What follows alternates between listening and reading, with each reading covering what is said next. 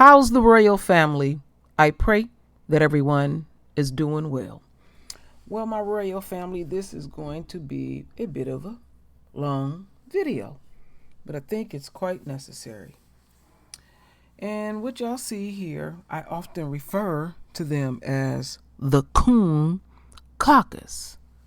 They don't seem to get anything accomplished. Do y'all know that when Barack Obama was in office, altogether 8 years, they never one time ever sit down to have one meeting whatsoever to do anything for the royal family. So, yesterday, they call them the Congressional Black Caucus had did a press conference, which we will see in its entirety, in regards of the drama and the despicable display that we seen happen to the Haitians. And there's a firestorm behind it.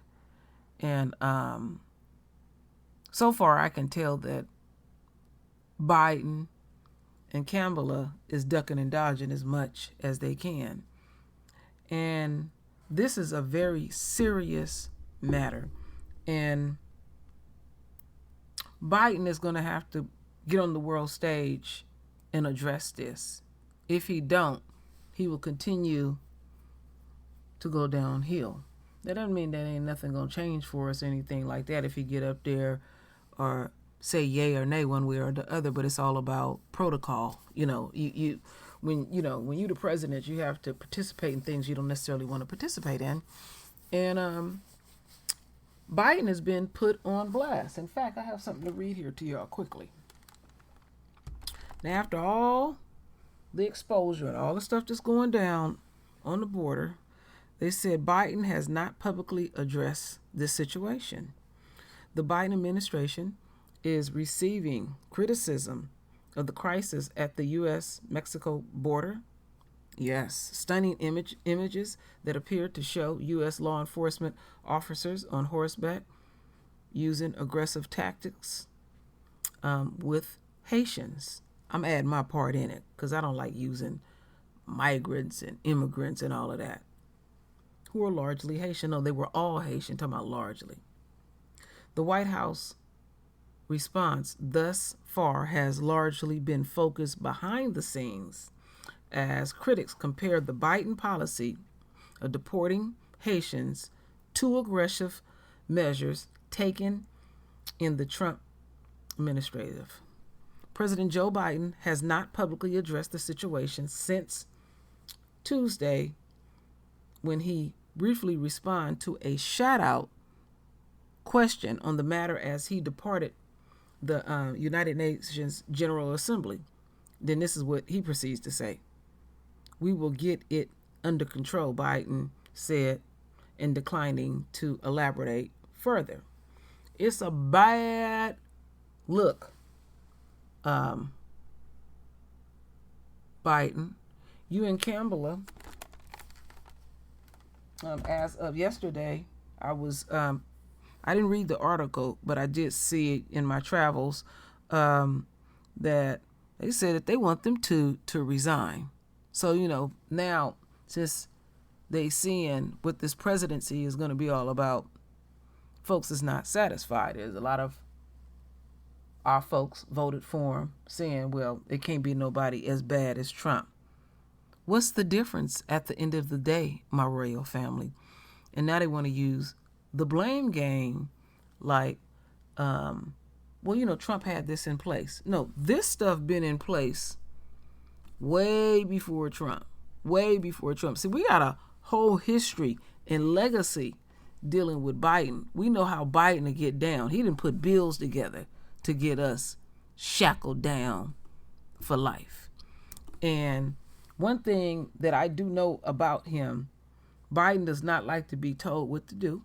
And remember months ago where some of us played that audio where he didn't know he was being recorded and he was in a meeting amongst black folks, so-called black leaders, and he was talking down their throat like they was little children and stuff. See, that's how he gets down. And they just sat there like little puppies. I wouldn't give a damn who he was. You ain't going to talk to me. Crazy. So as he was putting his cabinet together, there was concerns. And now these things are bleeding forth. Now, before I get started on this press conference, I was thinking about something really deep. Now, on the world stage, look how blatant America gets down, where we'll never get the correct numbers, but they're allowing the Afghans in, giving them housing, giving them emergency money, setting them up with work, fulfilling all their needs. And people, me too as well, was pissed about it. How they blatantly put this shit up in your face and think that we not gonna bite or say anything. And, when I did the live stream the other night, we got really into the spiritual aspects of this, which was quite enlightening for me. But I'm perplexed, my royal family. I'm perplexed. Now, back to the Caucus. Now y'all want to take up this, and they got demands, and they're being aggressive. And what's behind all of this? What's really going on? Now, I reached out to KD and Big Mike last night, and we fellowshipped in Bible study. Didn't know it was going to lead that way. The divine hand was leading us. And I wanted their input. And I'll get to that once this audio is over with. So it's one of them type of videos where you really need to go get your shit. I should have said that earlier on. Your weed, your wine, pretty much whatever you drink. My thing, grape juice, plenty ice, and lemon, and lean all up in it. And then, once it ends, to the best of my ability, I will give my opinion. But your words are beautiful and divine too, my royal family. And I don't want you to lose sight that you are sacred. And it is very important that we get feedback from the chosen ones.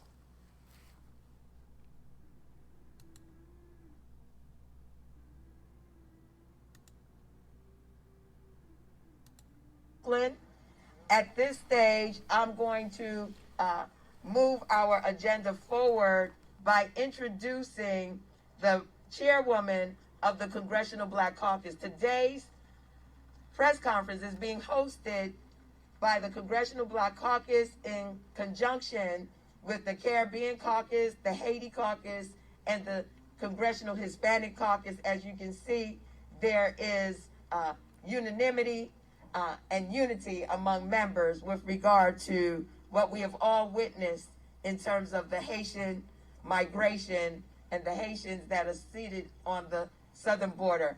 Having said that, it is now my honor to introduce the chairwoman of the Congressional Black Caucus, Congresswoman Joyce Beatty of Ohio. Thank you so much to everyone that's gathered here, to the press, to all the representatives of the caucuses that Congresswoman Yvette Clarke mentioned. It's not by happenstance that we are here. The nation has witnessed over the last 48 hours some of the most horrific things that we've seen. Some of the most emotional, deplorable, unthinkable, and almost not real for us in 2020. But the real reality is, it was real. Today I had the honor of taking 8 members of the Congressional Black Caucus and leadership directly to the White House.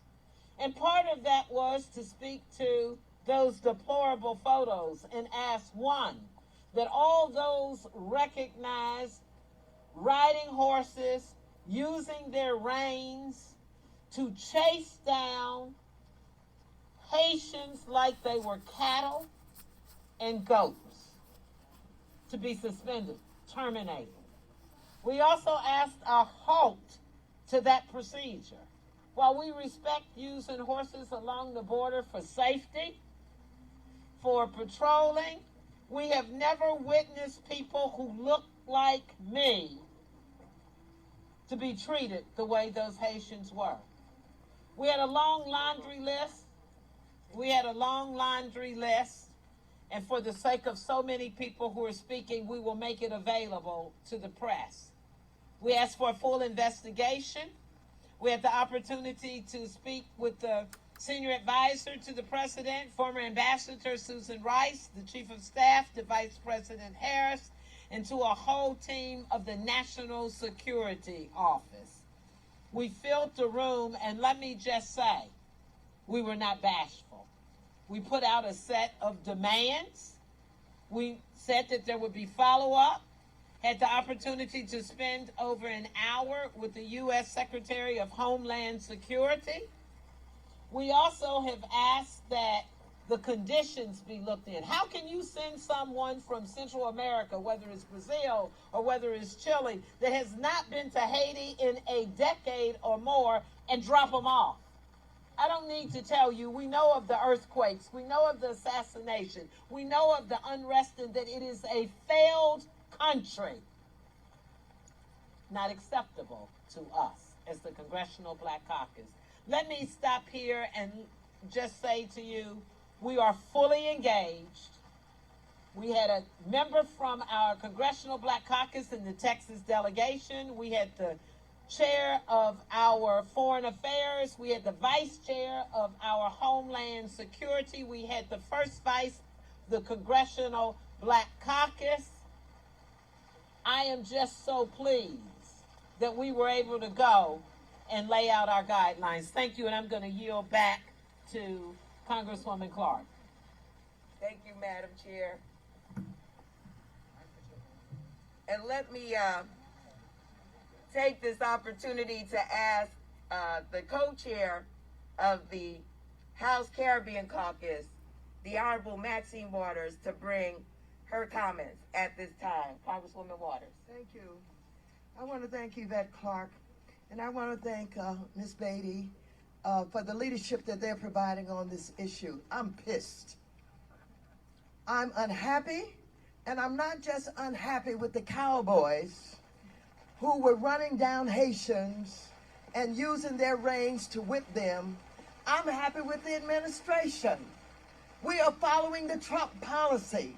He is the one that does not follow the Constitution and would not allow those seeking refuge to be able to petition to get into the country. What the hell are we doing here? What we witnessed takes us back hundreds of years. What we witnessed was worse than what we witnessed in slavery. Cowboys with their reins again whipping black people, Haitians, into the water where they're scrambling and falling down when all they're trying to do is escape from violence in their country. Yes, it is unfortunate that it is the poorest country in this hemisphere. It is unfortunate that they have no stable government right now. It is unfortunate that they've had to live through earthquakes. I've been working with Haitians for 30 years. I've been working through 2 coups d'etats. I went to the Central African Republic and I brought back Aristide after he was exiled into the Central African Republic. They have always been between Canada and France and the United States treated worse than anybody else. And so, yes, we are here and we are organized and we're saying to the president and everybody else, you got to stop this madness. And I want to know in the first place, who's paying these cowboys to do this work? They've got to be gotten rid of. They've gotten to be stopped. It cannot go on. And so I thank all of you for being here today. Write the story. Tell the story about what is going on. And let people know that they're trying to take us back to slavery days and worse than that. And the children who are unfortunate to be in this situation must be allowed into the United States immediately. Not tomorrow, not next week, not next month, but immediately. Yeah.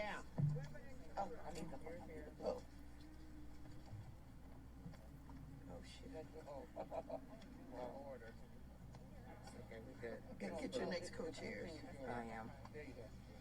There we go.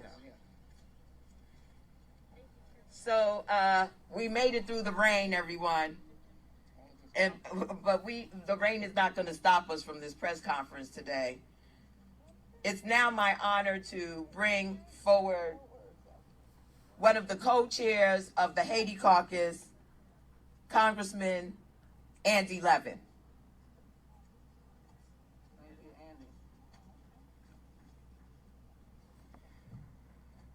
Thank you so much, Congresswoman Yvette Clarke, Congresswoman Joyce Beatty, all the leaders of the Congressional Black Caucus, and all my colleagues who are here today.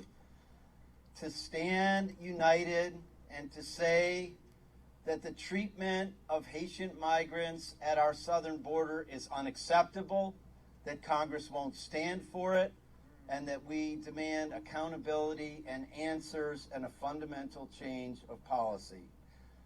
Since there's so many of us up here who are so outraged, I will be brief. We founded the Haiti Caucus because it's time for a new policy towards Haiti where our country actually sees the overwhelming majority of Haitians who want a Haitian-led solution to the political crisis in Haiti, and we are bound and determined to achieve that. But I have to say, as someone who's been active on justice for Haitian people for 40 years, that Haitian migrants have been treated differently than others for decades.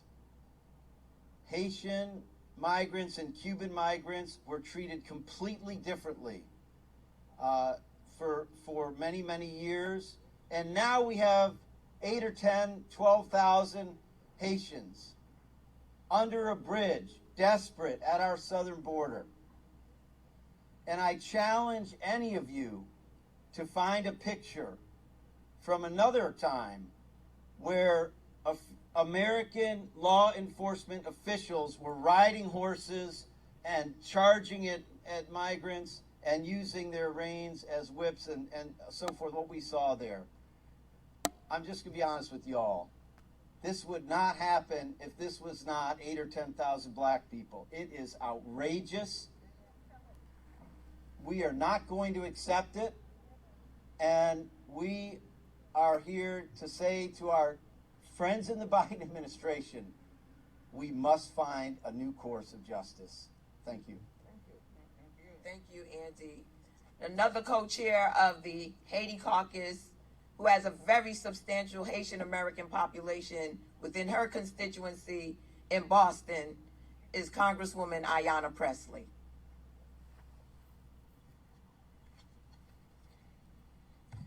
Thank you, Congresswoman Clarke, for bringing us all here together. As co-chair of the House Haiti Caucus and proud representative of the third largest representation of the Haitian diaspora in the country, we have been organizing for months to bring attention to the plight of the Haitian people and the needs of the Haitian diaspora during this tumultuous time. Proud to stand here in solidarity with the Congressional Black Caucus and other allies. The Tri-Caucus is represented here today as well, as we speak out against the cruel, the inhumane, and the flat-out racist treatment of our Haitian brothers and sisters at the southern border. We cannot and we must not look away in this moment. The nation of Haiti is in the midst of overlapping crises, the COVID-19 pandemic, a devastating earthquake that killed thousands, and political instability from the assassination of the president. It is an unprecedented humanitarian crisis, one that demands a humanitarian response. But instead of leading with compassion and grace, these families have been met with cruelty. ICE has resumed deportation flights to Haiti. Reportedly, babies under the age of 3 have been on those flights. Families fleeing a humanitarian crisis seeking a better life in the United States have been rounded up like cattle. whipped, handcuffed, and detained, sent back to a country where many families have nothing left, where the government lacks the ability and resources necessary to safely receive its citizens, where large swaths of the country are without power or clean water. This is abhorrent. We can and we must do better. The Biden administration must halt these deportation flights and allow folks to make a legal asylum claim, which, by the way, is a human right and legal. Last week, Representative Velasquez and I led more than 50 of our House colleagues in calling on DHS to immediately halt these deportations and do everything possible to support those fleeing the violence on the island. We have a moral obligation to lead with compassion, and the images we've seen of Haitians waiting in tent camps to make an asylum claim, which is a legal right, is a reminder of that. Haitian lives are Black lives, and if we truly believe that Black lives matter, then we must reverse course. The Biden administration must immediately and indefinitely halt all deportations of Haitian migrants. It must affirm and guarantee the right to due process for those seeking asylum, and it must use every resource available to support those fleeing this humanitarian crisis on the island. We are the United States of America. We have the capacity to do this right. We simply need the political will to get it done. In the meantime, Congress must do the work of investigating and ensuring accountability of the egregious and white supremacist behavior of Border Patrol agents in Del Rio, Texas. I serve on the Oversight Committee, and today my colleagues and I, we are demanding answers and an urgent briefing from CBP about the conduct of its agents on the border. And we will continue our work in the Haiti Caucus to champion aid for the region and support Haiti's full economic and political recovery, Haitian-led by civil society. So I thank you once again, Congresswoman Clark, for your steadfast leadership, for convening us all here today. And now we will hear from our partner and our leader, Congresswoman Sheila Jackson Lee of Texas.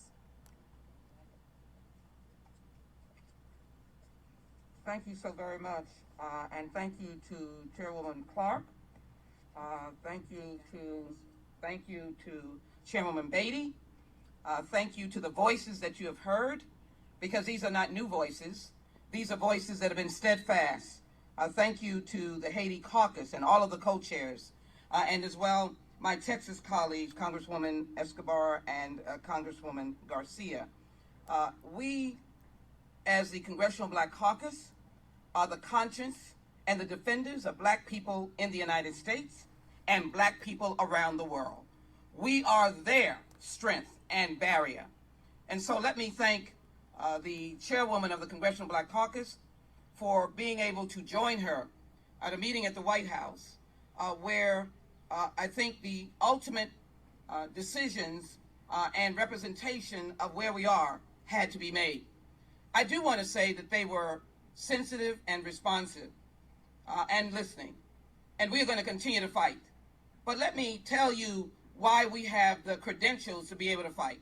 And as I do so, let me acknowledge the busloads of migrant Haitians coming into the 18th Congressional District, happily so. People from all over the country are calling the facility to be able to be of help. Why? Because people know the dastardly plight of Haitians. Not that it is not a great heritage, a great country. They fought alongside of us in the Revolutionary War, in case any of you did not know. They have always been our allies.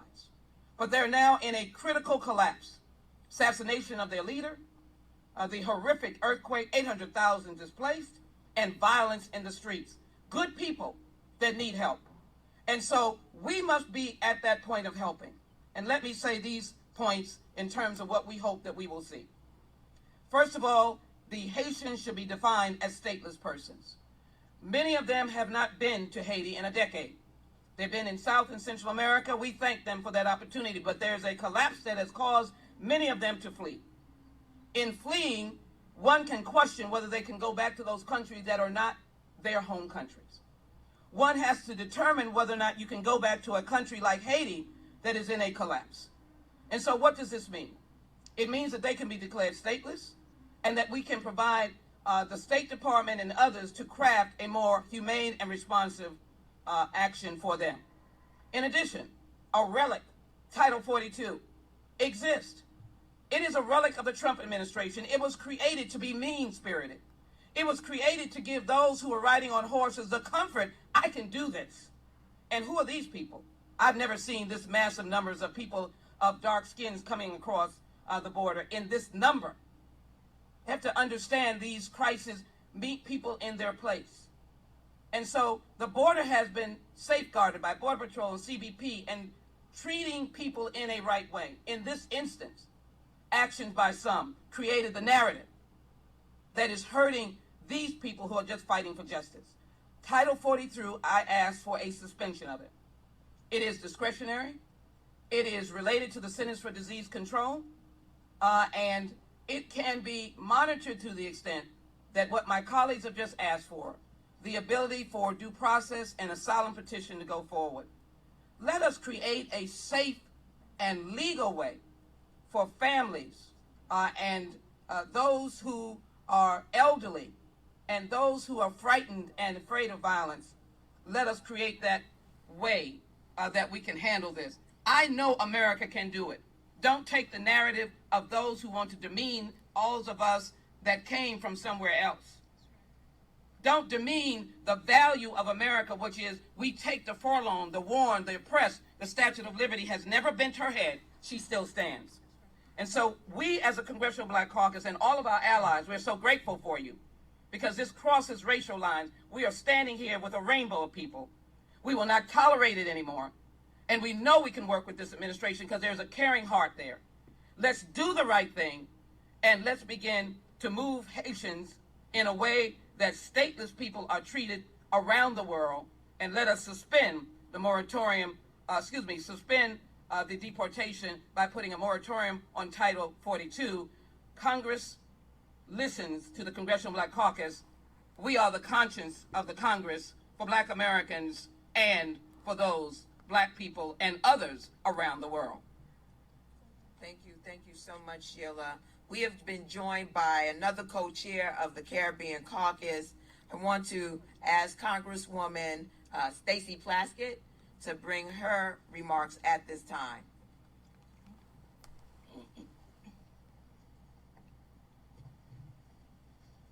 Thank you to so many of you who have gathered here, so many who are concerned about the people of Haiti, about the people of the Caribbean.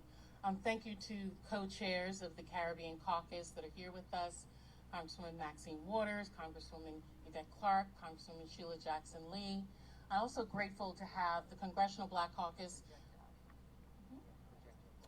as well as, could turn it up a little bit. Sheila, you were kind of a little short there. As well as members of the Hispanic Caucus and other members of the Democratic Caucus who stand in solidarity with us, the Haitian Caucus members who have been formed to support the people of Haiti. As a member of Congress who represents the Virgin Islands, I'm the only member who represents the English-speaking Caribbean, it sits within the Caribbean. The plight of my Haitian brothers and sisters, not just the ones presently enduring egregious and unfair treatment at the U.S.-Mexico border, but our brothers and sisters in the nation of Haiti, it's deeply troubling to me what's happening. The crisis unfolding before our eyes at the border is woefully symbolic of our nation's consistent and superficial response to the reoccurring calamities in Haiti and the Caribbean in general. This is an inflection point in a time for us to rethink how we have our relationship with the Caribbean. The Caribbean cannot continue to be an afterthought. These were individuals, as my great colleague, Congresswoman Sheila Jackson-Lee said, not only fought with us in the American Revolution, but gained their freedom through their own violent overthrow and then had to pay for that freedom. Until the 1940s, they were paying to the tune of what is now over $2 billion to the country of France. We need to ensure that not only the United States, but France continues to be a part of what's happening there. As we watch our fellow human beings seeking a better life, we need to ask ourselves, do they not deserve dignity of listening to their story? understanding their desperation and working to find sustainable, long-term solutions to their problems that cause tens of thousands of people to leave their country, live in poverty and hostility in South America, and make the dangerous trek to try and come to America. I believe our Haitian neighbors deserve that, and that we owe them that, in the same way that we owe those other individuals that have helped us along the way. America has significant trade agreements and economic support with its neighbors to the north and the south, Canada and Mexico. But when it comes to the Caribbean nations, they are thought of afterwards. I'm grateful that this administration has put almost $5 billion available to the people of Haiti for their rebuilding after the earthquakes, that we were the first there after the earthquakes. We were the first there to create a special envoy after the assassination, but we have got to think much more long term. We cannot just continue to think about when it's a desperate situation. We have got to rebuild that which has been taken away. And I think that America is strong enough to do that. It's a well-researched fact, additionally, that our support for them in vaccinations, support for trade, educational and alternative energy partnerships will go a long way. Infrastructure investment to stave off the influx of cheap China support that they're giving them. The Chinese, as Yvette, others will tell you, Congresswoman Clark and others, are flooding the Caribbean with cheap and egregious usury investments in those countries. And America needs to stand firm to our neighbors to the south. That is our third border. That has been said by other presidents, and we need to make it so that it is safe for them to be home. I'm sure the Haitian people do not want to leave their home. Many of them are college graduates, many of them who have done trades. They just want a better life. They wish they could do it in their own home, but they can't. Many we know have not been home in 10 years. There are some children who have never seen Haiti in their life. We have got to be better.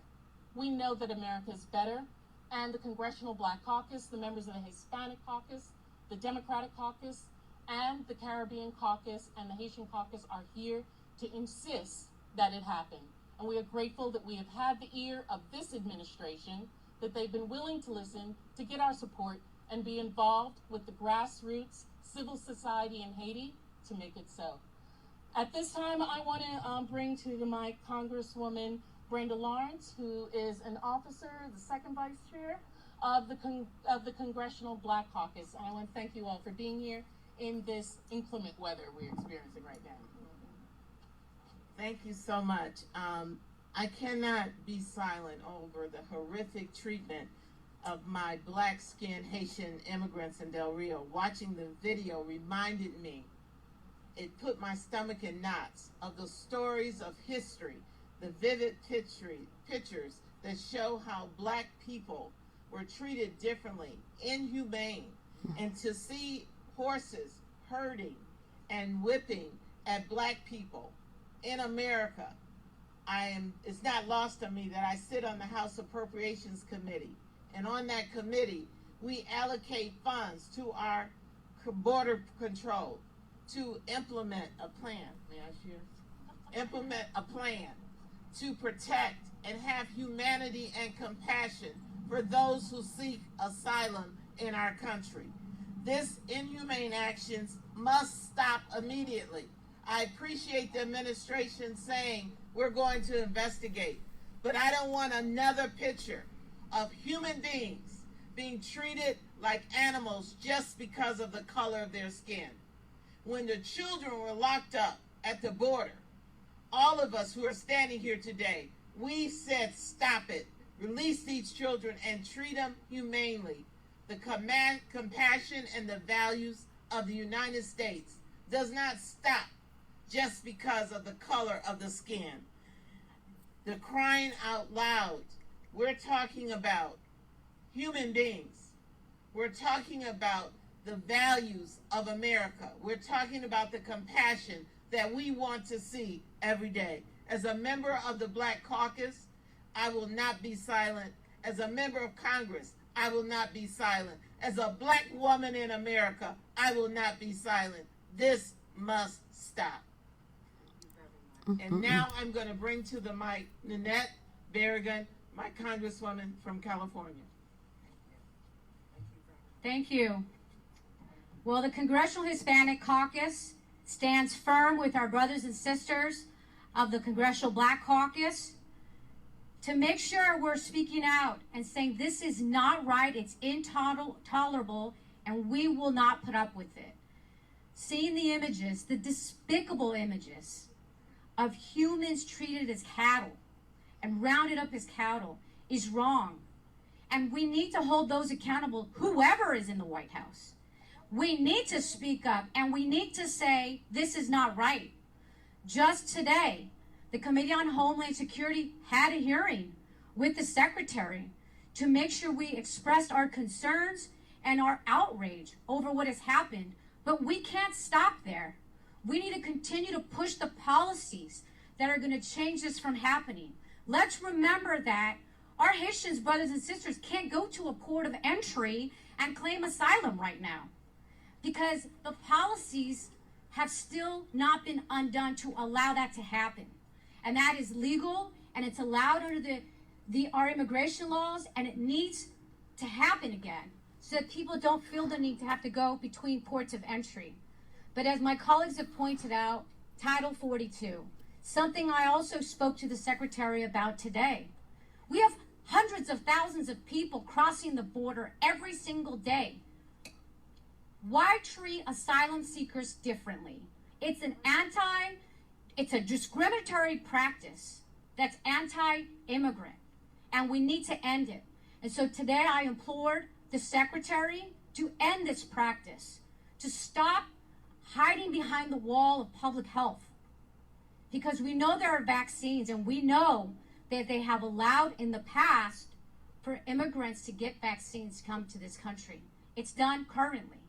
And so the Hispanic Caucus stands strongly with our brothers and sisters. We are going to continue to push until somebody is held accountable and that this does not happen again. And with that, I would like to introduce my colleague from California, Barbara Lee. Thank you very much. Let me thank you, our Chairwoman Yvette Clarke, the Chair of the Congressional Black Caucus, Congressman Joyce Beatty, our task force, and all of you for being here today.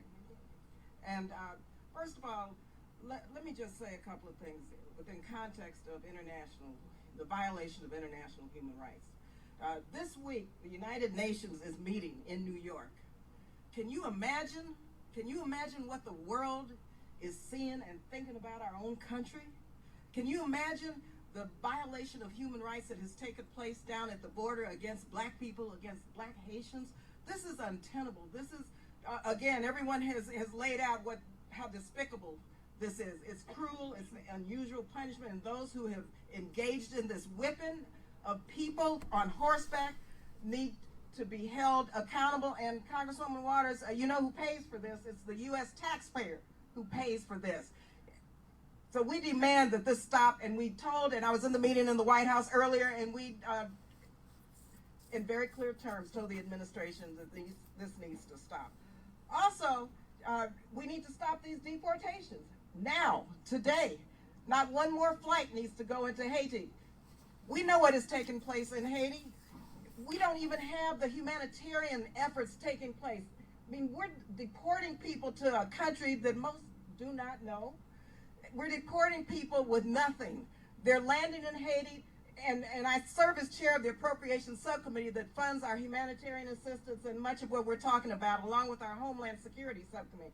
We have to have food and water, a place to sleep, housing, sanitation. We're sending people back with nothing. They're roaming the country. They're stateless. Also, here at the border in Del Rio, why aren't we at least putting tents there, bringing food, bringing water? They're living in squalor. And so we need to make sure that this administration brings forth, and I suggested this earlier, we need to do a supplemental just on the humanitarian issues, on the funding, on the money. We need to do that because these are human beings who deserve due process. They deserve to be part of the asylum system. And believe you me, because they're black, the rest of the world is looking at America now from the United Nations and saying, what in the world is taking place in a country that is supposed to be a country of liberty and justice for all, that upholds the international standards of human rights.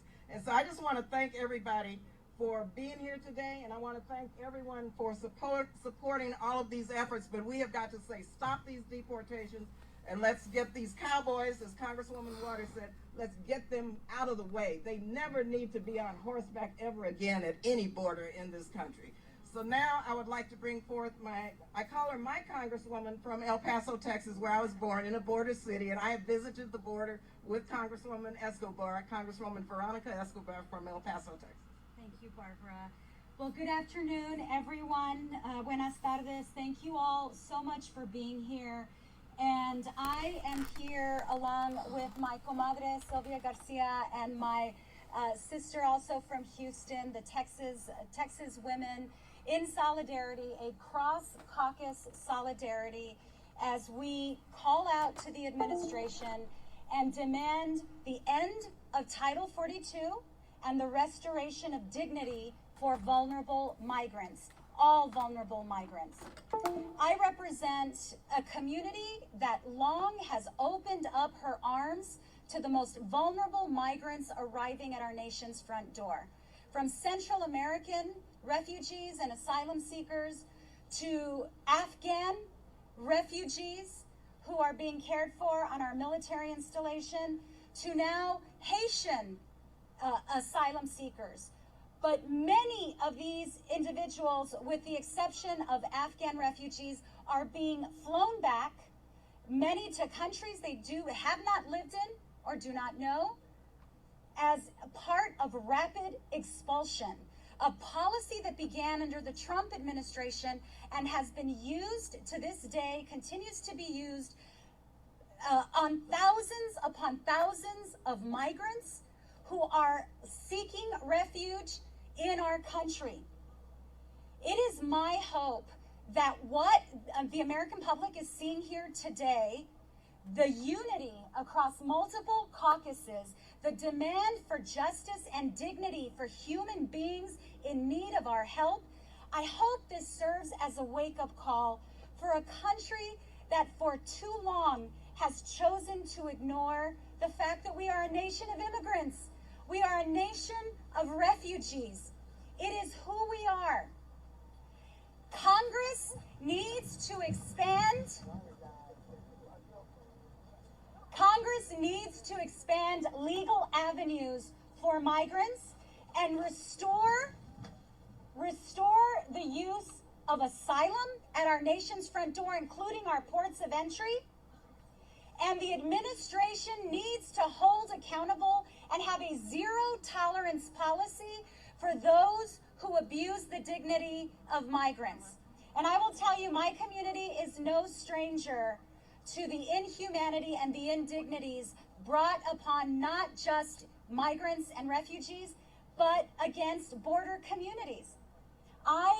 Today, right now, I am asking both the Congressional Black Caucus, the Congressional Hispanic Caucus, and all caucuses to co-sponsor, support, and endorse a bill that we passed last Congress, a DHS accountability and oversight bill that we passed last Congress that I have introduced again to bring transparency, oversight, and accountability over an agency that is out of control.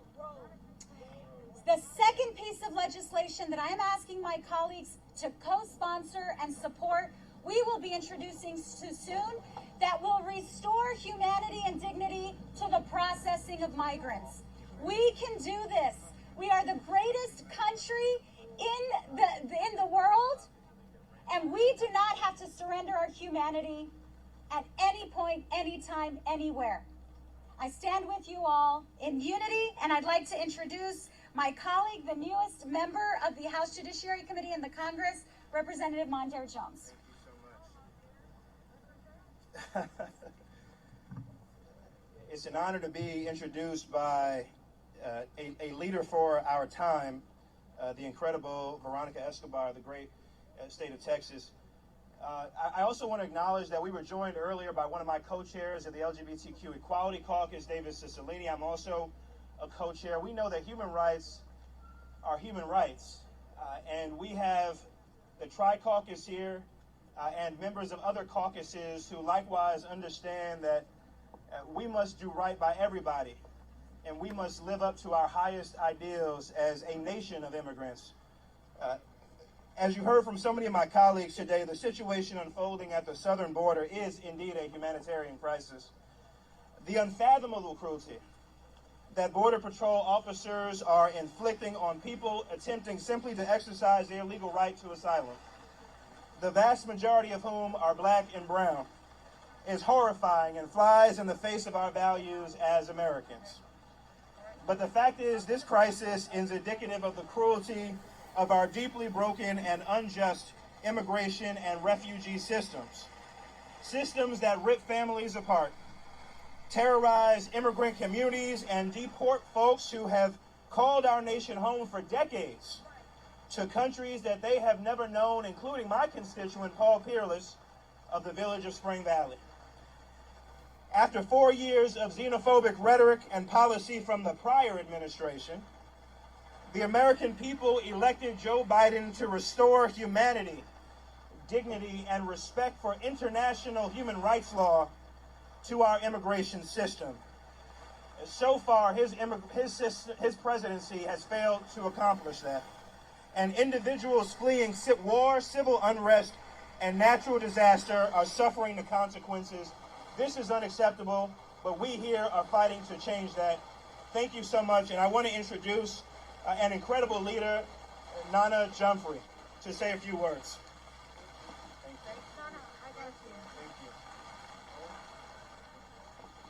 you. It's raining, but it can't wash away what has happened. And thank you to everyone that is here. I want to thank you so very much, Congresswoman Clark, for your leadership. We went with Barbara Lee and others to the border in 2019 and spoke to black asylum seekers directly about what they're going through. And we know what's happening with our people. My name is Nana Jumfrey. I'm the executive director of the Black Alliance for Just Immigration, which is the largest racial justice and immigrant rights organization in the country, advocating, educating, organizing for the roughly 10 million black immigrants in this country, our families, and those coming into this country. This administration elevated the pursuit of racial equity as a commitment and a moral imperative enshrined in a presidential executive order. Remember? However, that racial equity has not extended itself to the area of immigration, even though the Department of Homeland Security is not exempt or excluded. So it is frankly disturbing and deeply concerning that we are not seeing the administration doing the work and making the fundamental policy shifts required to be in compliance with its own racial equity executive order. Baji is outraged by the treatment of Haitian migrants and other black asylum seekers at the U.S.-Mexico border under this administration's border policies, many of which have been declared unlawful by its own federal courts. This administration's stated commitment is belied by its reinstatement of Title 42, appeal of federal court decisions decrying the racism of border policies such as metering, and the Department of Homeland Security's actions on the southern border, where mass deportations and expulsions are returning Haitians and other black asylum seekers without even a screening or a hearing back to countries so dangerous that they're giving those countries temporary protective status, as they did with Haiti, and then returning people right back there. We are hard-pressed in the year 2021 to find more traumatizing and blatantly racist images than those coming out of Del Rio area. White and white-presenting men on horseback with lariats, chasing, yelling, and cursing at vulnerable black asylum seekers who have for weeks and months been resolutely traveling towards what they thought was safety of the United States. The actions of these Border Patrol officers are completely unacceptable and show an indifference to the humanity of black people. This administration must extend humanitarian relief in the form of humanitarian parole and asylum to the black asylum. They don't need Cheetos. They don't need hot dogs. They don't need juice boxes. They need freedom. They need freedom, and this administration can do it today. They need to give humanitarian parole. They need to process people's asylum claims. They need to stop the deportations. Thank you so very much. Thank you, Nana. Well, you've heard from the wide range of Democrats on Capitol Hill, and I thank you for your indulgence in all of this rain. As you can see, the matter of the Haitian refugee crisis on the southern border is a major concern for our communities. I'd like to acknowledge that we've been joined by many colleagues, but two have remained here in the rain: Congresswoman Ilhan Omar of Minnesota and Congresswoman Rashida Tlaib of Michigan. I thank them. When we spoke to them on the floor, they were ready. And so are so many of our colleagues. I want to ask any of the press who are still here present whether you have any questions. I think the demands of the members have been heard loud and clear, but I'm sure there are a few questions. Yes. Yes. Yes. We met with members of the administration in the executive offices of the White House early this morning. They understood that what we'd all witnessed was horrific, and that it was not in keeping with what this administration has purported itself to be. They understood that the battle is not against the Haitian American people, but against a bureaucracy that needs to accommodate the numbers of folks who are coming to the U.S. and presenting themselves peacefully as refugees seeking asylum. They also recognize that there must be a public accounting of those officers who were photographed beating, chasing down on horses Haitian refugees. They also recognize that there's a challenge right now with respect to Haiti and the fact that the nation itself is not really in a posture where it can manage its own affairs, let alone the constant deportation and flights that are coming in. And so there was a recognition of all of that. We left a number of issues with them that they will respond back to the Congressional Black Caucus on. But immediately, we have asked for the stopping of deportation, the processing of the families, and that there be a public accounting of the behavior of the Border Patrol and what has happened.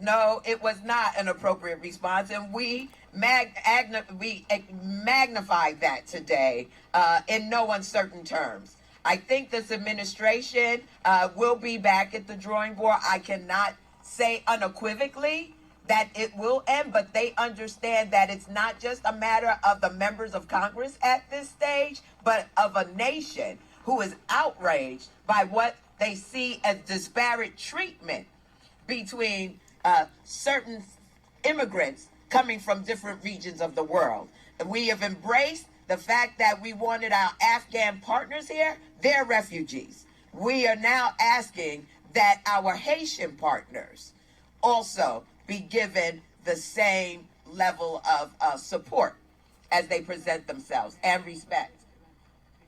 Sure. May I just add something to your question very briefly? Let us distinguish the Haitian migrants at this time. It is not even the migrants of 10 years ago with the 2010 earthquake or more. It is individuals, many of them, who left 10 years ago, who came to other countries. We thank those countries at that time for welcoming them. But things economically and otherwise collapsed. This is a perfect definition of stateless. And that means that they should be in a separate category, refugees, really under State Department jurisdiction, because their home country is a country they cannot return to. They have not been there for a decade. And the country from which they have come, they are not citizens of. You're not sending them back. You're not sending them as Guatemalans or Ecuadorians, and we thank all of those countries. And so that is why the Congressional Black Caucus, with all of our allies, believe that we have the higher ground, if you will, for a humanitarian approach of due process for asylum petitions, and also taking in, as they have been doing, families with children. And we must take note of the money that has been given from this administration to Haiti in its recovery of the earthquake. But the point is, the American people, I believe, are with the Haitian people, not with violent acts and acts that take us back centuries. And so I think we're going to be seeing us moving forward with the administration. Let me thank you all for coming today and for enduring the inclement weather with us. As you can see, this is a very passionate and important issue, and we expect to see results from the Biden administration. We have made it clear to them that humanity is at the heart of every policy. Well, I wanted us to get a body of what was said. And mind you, Biden wasn't there. And there were lists of demands made. And Biden and his camp and his advisors know they can't get around this. I can clearly see the spiritual aspects in it. And in the introduction, I was saying that I was astounded that the Black Caucus voiced anything. But remember, we are in the retrograde phase, and things are not what it seems. We have to give it time. All that feel-good talk don't mean nothing until there is actual action. Now, what I think will happen, that they will leave a certain amount over here to give examples of, we're being in compliance of the laws when it comes to immigrants here, and we're being fair. But as I speak, they have not stopped flying our Haitian brothers and sisters back to Haiti. They have expedited it because they know, when it comes to black folks, they over-exaggerate any and everything. Like I said, they was putting our folks in basically concentration camps in the late 80s, trying to make them the face of HIV. So this stuff is not surprising to me. So it's just like many dual things that are going on. We're coming up out of our captivity. We're watching America fall on the world stage. We're dealing with a pandemic. And like I said, many things that we will see will be in biblical proportions. So there's a lot of spiritual things going on. And I often say, look at things with your spiritual eyes and ears and being, and reading between the lines, because, I've been saying quite a bit, even folk with good intent can let you down. Now, the Congressional Black Caucus is not known for doing anything in our behalf. Now, they'll be the first to put their John Hancock down to make sure they're supporting that the police get more funding to slaughter us in the streets of America. And they went out of their way to help the Mexicans when all that stuff went down. So, yes, on a humanitarian level, because it was disgusting and deplorable what they did to our Haitians, brothers and sisters. But the question that I asked the Congressional Black Caucus, why you ain't putting that energy into ADOS and many other things that we have had to deal with for centuries here in America?